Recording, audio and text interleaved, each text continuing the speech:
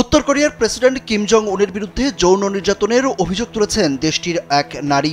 সেই সঙ্গে কিম সহ আরও 4 কর্মকর্তার বিরুদ্ধে মামলা করার সিদ্ধান্ত নিয়েছেন তিনি।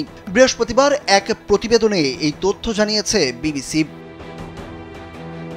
প্রতিবেদনে বলা হয়েছে 1997 সালে উত্তর কোরিয়া থেকে চীনে পালিয়ে যান চই মিন কিজুং নামের ওই নারী, কিন্তু 2008 সালে তাকে জোরপূর্বক নিজ দেশে প্রত্যাবাসন করা হয়। দেশে ফেরার পর তাকে আটক করে কোরীয় কর্তৃপক্ষ। তার অভিযোগ, আটক থাকাকালে তাকে যৌন নির্যাতন ও মারধর করা হয়েছে। দক্ষিণ কোরিয়া ভিত্তিক একটি অধিকার গোষ্ঠী জানিয়েছে শুক্রবার এই মামলা দায়ের করা হবে।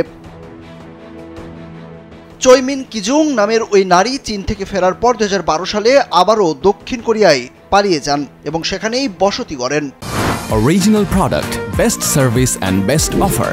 Your right choice, Transcom Digital. তিনি বলেন, তিনি যে অগ্নি পরীক্ষার মধ্য দিয়ে গেছেন সেই মানসিক আঘাত এখনও রয়ে গেছে এবং তিনি এখনও ওষুধের উপর নির্ভরশীল। উত্তর কোরিয়ার শাসন ব্যবস্থার নির্যাতনের শিকার এবং বেঁচে যাওয়া ব্যক্তি হিসাবে মানবতাবিরোধী অপরাধের জন্য কিম পরিবারকে জবাবদিহি করার জন্য তার দায়িত্ব রয়েছে বলেও মনে করেন চই মিন কিজুং।